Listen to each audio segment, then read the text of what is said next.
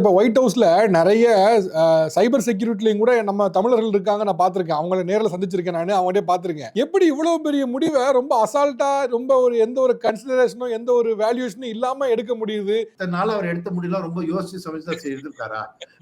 India வந்து Russia Putin அலாஸ்காவுக்கு வர வைக்கிறதுக்கு இந்தியா மேல 25% டேரிஃப் போடுறாரு. சைனா நம்மளோட அதிகமா ஆயில் வாங்குறான், அவன் மேல போட தைரியம் இருக்காங்க.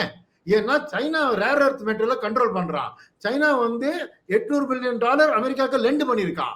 அதுல அவன் அதை நிறுத்தி ஏற்கனவே கொஞ்சம் கொஞ்சமா தங்கத்தை போட்டு தங்க வேலை தான் ஏறிட்டு இருக்கு. என்ன அவன் வந்து சைனா எதிர ஆக்ட் எடுக்க முடியாத இந்தியாவை பிடிச்ச 2 தட்டு தட்டுறான். இந்தியாவுக்கும் ரஷ்யாவும் அலாஸ்கா வரதுக்கு என்ன சம்பந்தம்?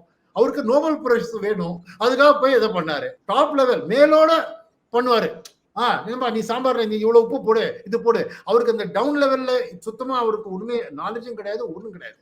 இந்த பண்ண டீம் எல்லாம் இருக்கு இல்லையா, அவங்க எல்லாம் நம்ம பாஸ் இம்ப்ரெஸ் பண்ணோம், நம்ம இது பண்ணா பாஸ் இம்ப்ரெஸ் ஆயிடான்னு சொல்லிட்டு ஏதோ போட்டாங்க. அதுலதான் இந்த தப்பு கணக்கு போட்டாங்க. இந்த அது எப்படி போட்டாங்க என்னன்னா நாளைக்கு ஒரு விசாரணை பண்ணி தான் கண்டுபிடிக்கணும். எனக்கு தெரிஞ்சு இது ஒரு மடத்தனமான இது. அட்லீஸ்ட் ஒரு 24 மணி நேரத்துக்குள்ள தெளிவு வருது.